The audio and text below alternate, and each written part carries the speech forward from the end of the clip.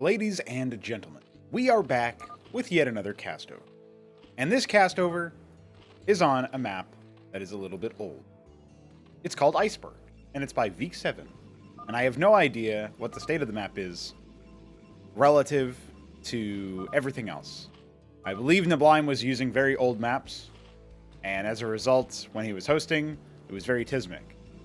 And this is my reaction too, as well. But, that's oof. That's DF, by the way. He's back. And he's going up against neblime. So, with that being said, what do we expect out of such a match? We have neblime as Zerg. Obviously, if you caught yesterday's Zerg versus Zerg castover, then you'll know neblime is trying out Zerg. I didn't really give him too much feedback in that castover because I was too busy marveling at the patriotic freedom of neblime. And as a result, was perplexed. I couldn't find the words to describe his play. Although I guess both players in that castover did float a lot of money. Now the gateway will be coming in, so it'll be bog standard play coming out from DF.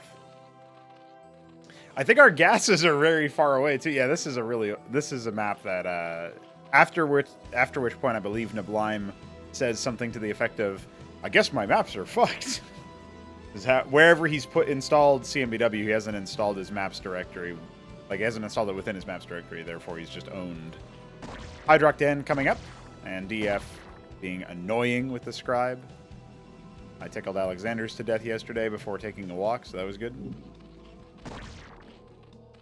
Just being annoying.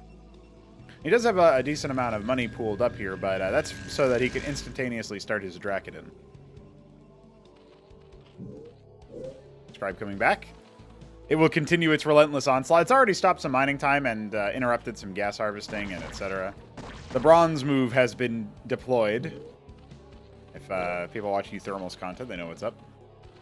And he's back on the outskirts, just tickling. Now, a Skither Core is on the way. Meanwhile, there is a Dracodon in production, as well as a second gateway. This is obviously live with Selection Extender. I'll just keep reminding people of that because it's epic. And it looks like neblime wants to go ahead and expand, and DF knows what's up. He's willing to drop a pylon. I assume he's willing to drop a pylon. No, not quite. So, there's not really too much of a penalty to dropping pylons right now since they're only 50 minerals. But it probably would have kept the Droleth and the Skither Core home, and so maybe that would have helped him out as far as like preparing. It's actually not too often that we see the expansion timing come up in the first place, so this is an interesting build order because it basically means that neblime is going to be doing some pressure with the Skiths, but revealing that he's also expanding. So really, like, 2 Dracodons should be more than enough to deal with this. But, of course, there will be more than that eventually. Pylon coming in inside the main. Gonna make sure that everything's kosher. Add a Warden later on. And you know what? I'm gonna add a sip. That's what I'm gonna do. What could I possibly have been intimating by that sip? Was that sip sponsored? Well, I am going to be recording an episode of Prototype, so I look forward to having most of the episode be answering coffee questions, as usual. Now, one thing I'm interested in how this game shakes up is Benno sent this replay because he was spectating. And he said that there's I think he said there's lots of fights and big armies. Something to that effect. Now, this Dracodon is going to get dove upon. Reinforcements on the way. You don't usually want to be diving upon individual Dracodons unless you have a lot more skits. But he's really committing right now. He's really going to go ahead and keep it going. He's getting a Zorki's Shroud on his natural, so that's kind of interesting. We know that DF is committing pretty hard to just the Dracodons. Hasn't even gone for an Expo, hasn't gone for a Warden or anything. So the thing about this current situation, now first Skither Core is going to hit the deck.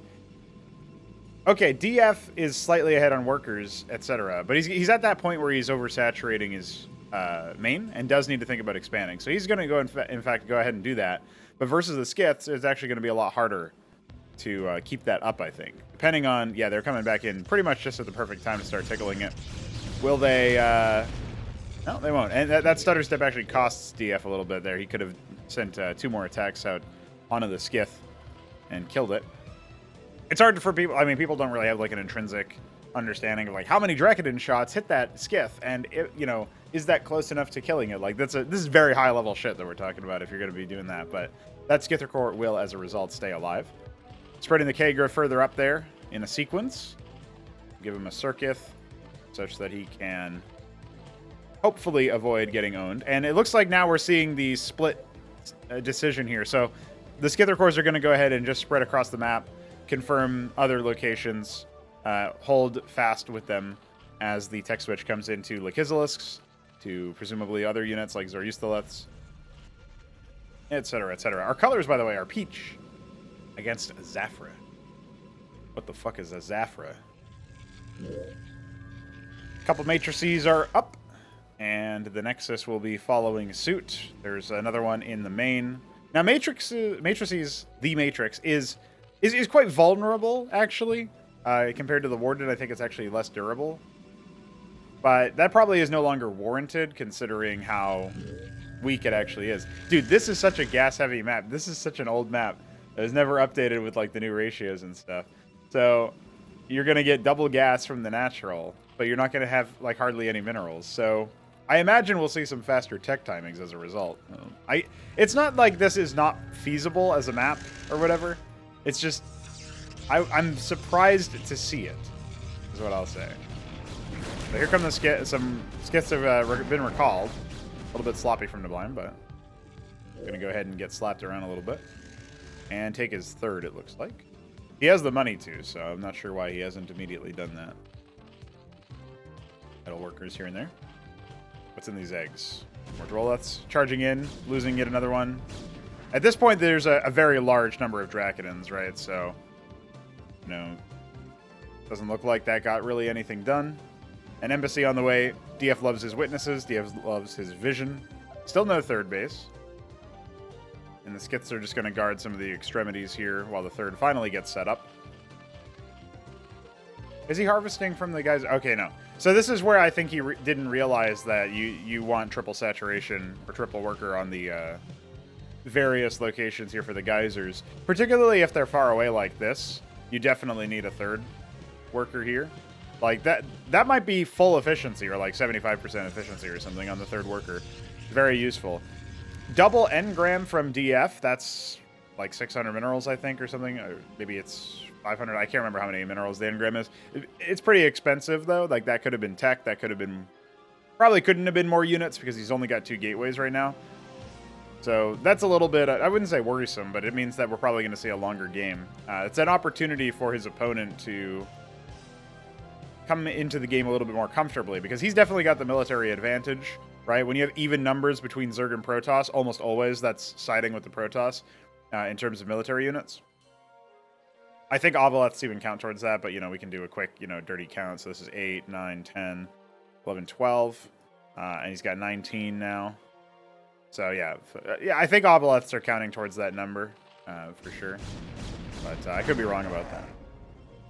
Consider, I forgot about the Skither Cores, actually, so maybe I'm wrong about that. But either way, neblime is starting to stretch ahead in terms of military. Really doing his darndest to take that third. And, you know, Protoss can be behind in this context. Not really the hugest of deals. And the witness will go ahead and confirm. This is, again, I think this is a weakness of DF's play, is that he'll often, you know, wait until the confirmation of his opponent and their position on the map and stuff.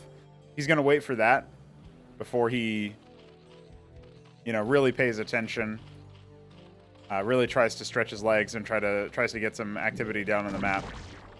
So he's going to go ahead and try to evacuate this witness, as it is being pursued by Hydras. Hydra's now dealing a little bit less damage, right? Absolutely slapped by the Spraith. Wait, are they dealing less damage? They might be playing on release. No, that's true. They're playing on pre-release. All good.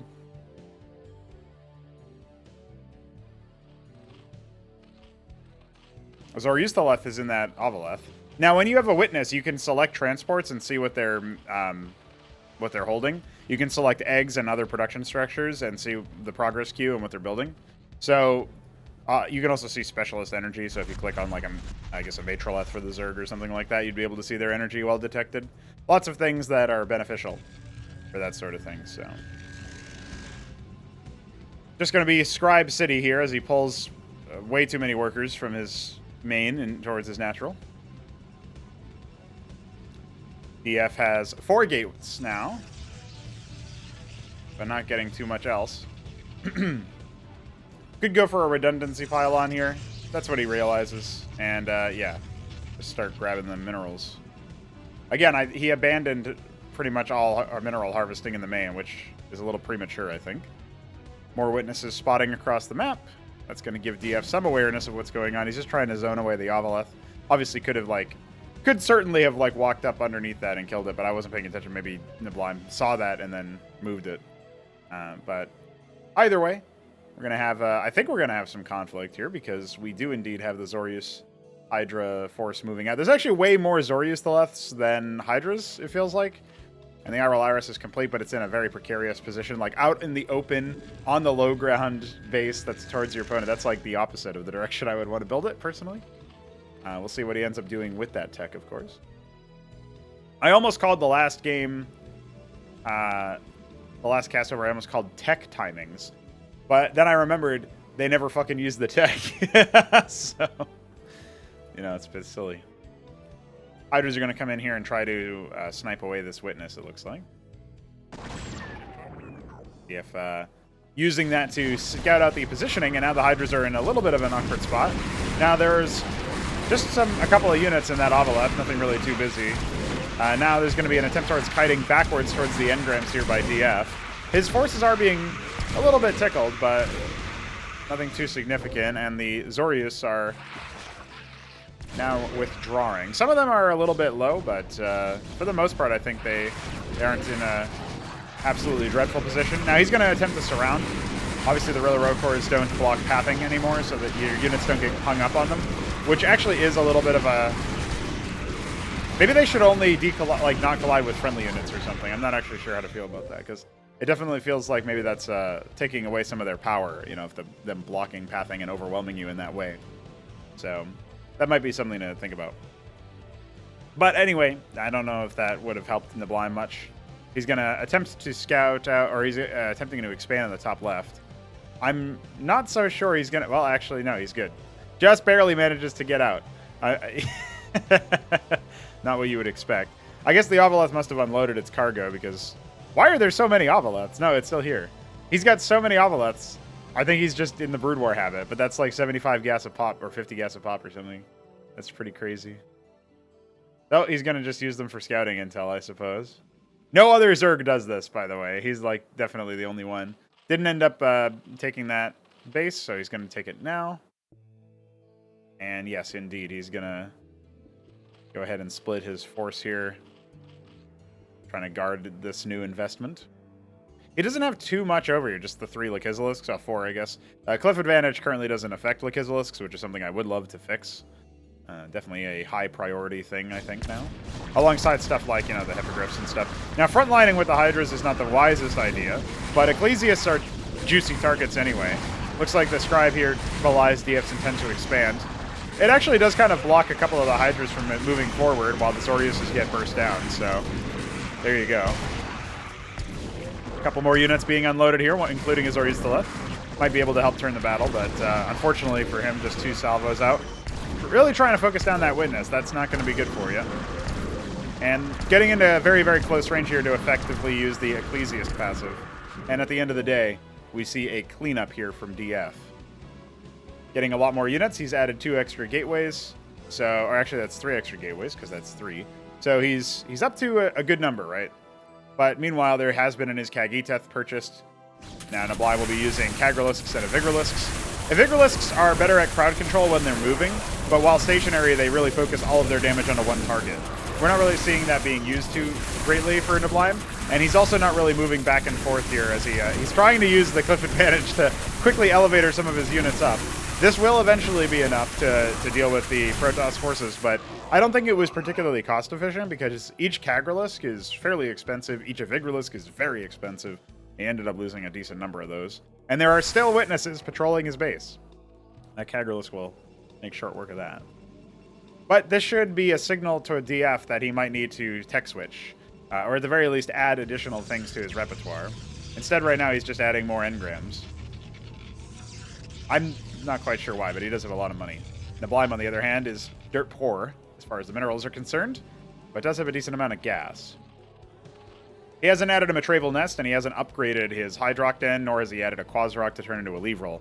So his actual overall tech accessibility is probably about half, maybe a little bit less, of what is normally possible. DF can hang back here as he plans his next move, because even though he's at a military deficit, he does have these engrams helping out, and you can see this one even has 3 kills. That should obviously be the thumbnail. Me going, and then fucking Protoss engram. Oof, kills 3.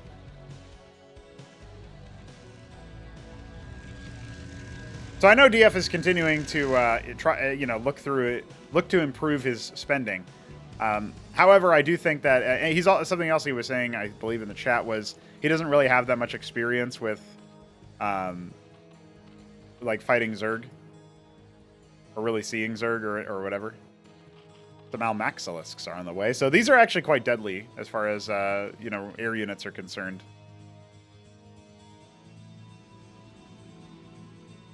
For a very different reason, the Almaxilisk is kind of similar to the Sundog.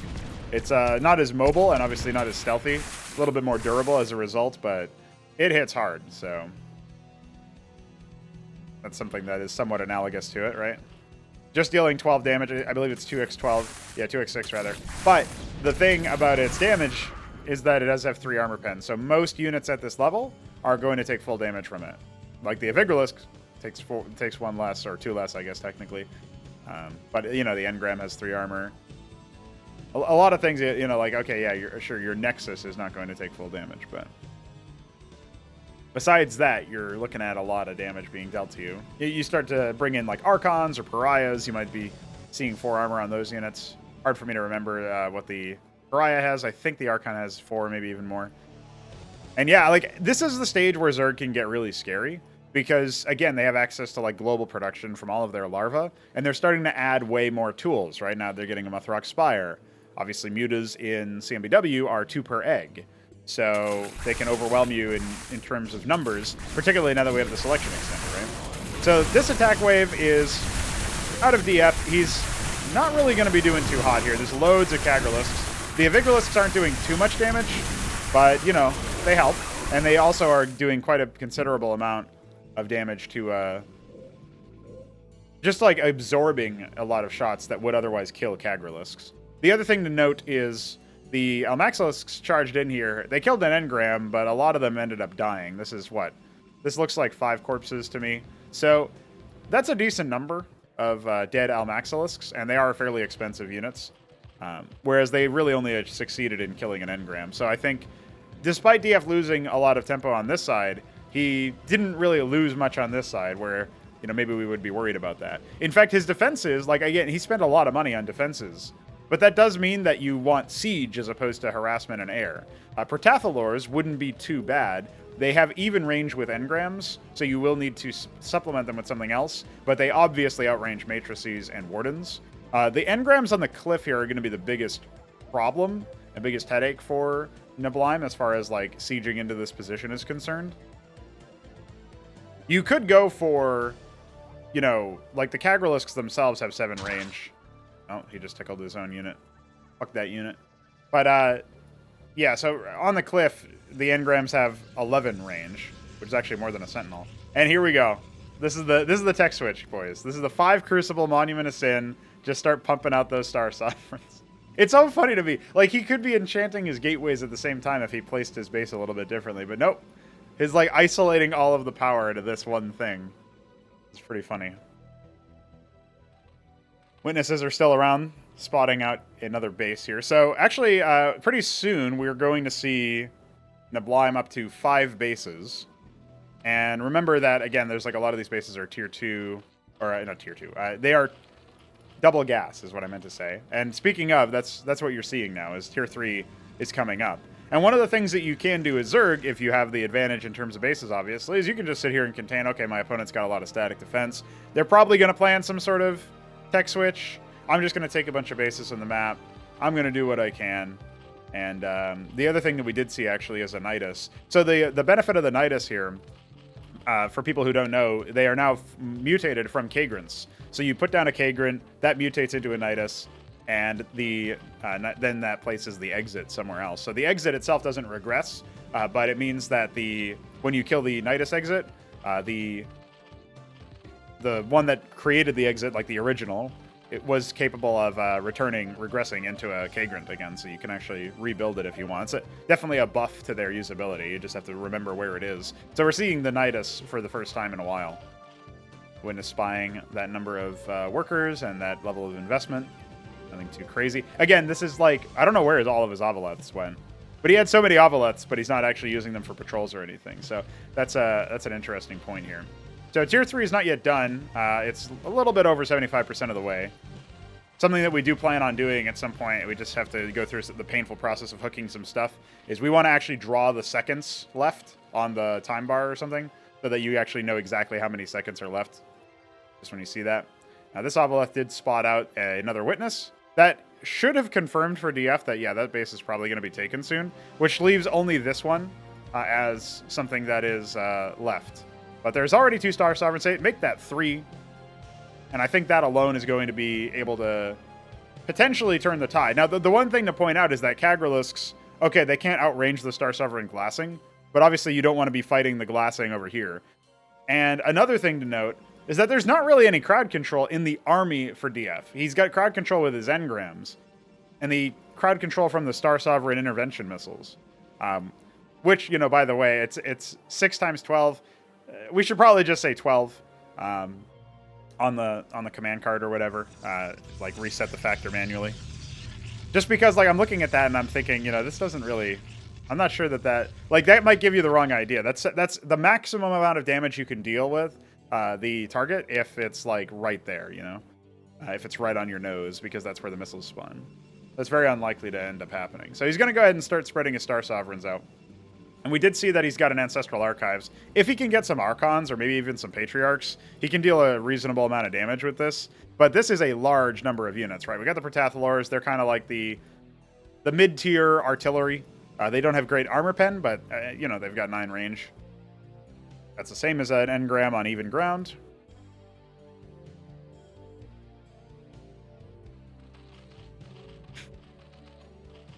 Hey, we even have some Gosvaleths. Dude, it's been a long time since I've seen the Gosvaleth. That's crazy.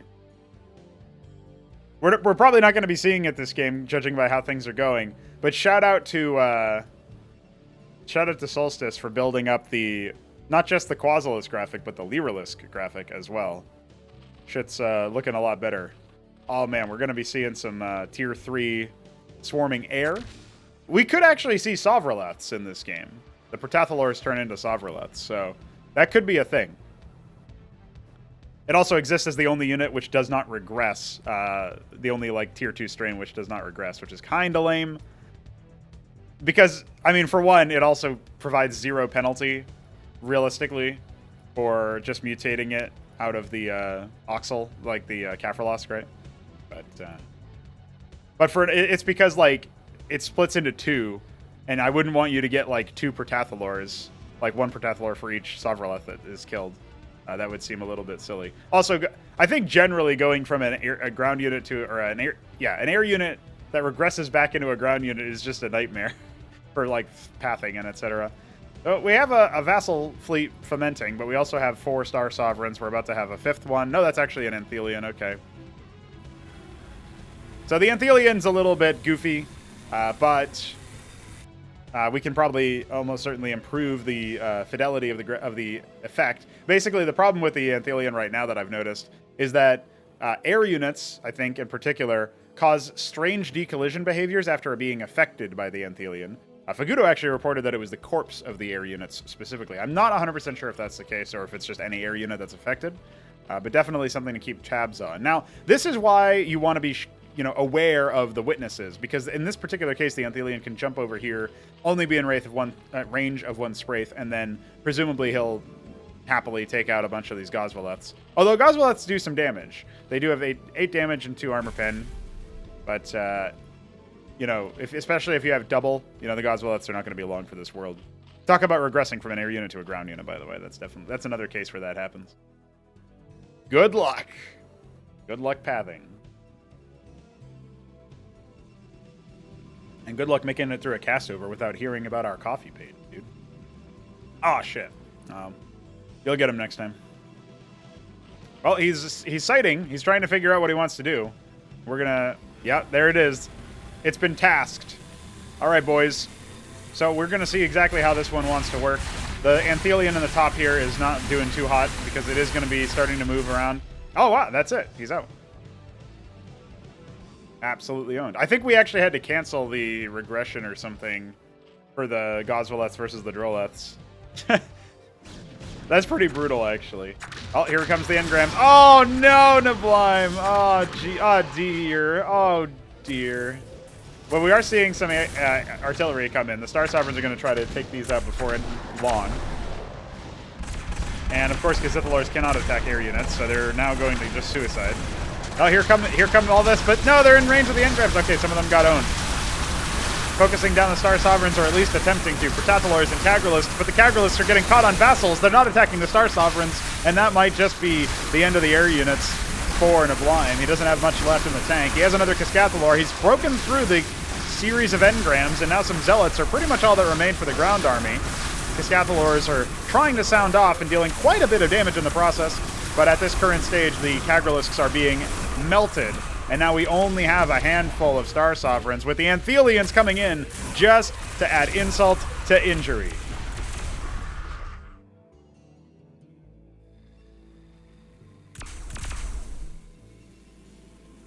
All the Anthelians will get out of harm's way, but that was a very explosive battle with lots of carnage, pretty much for both sides. Losing the 3 engrams here is pretty big because it does open up a re-attack, a re-aggression.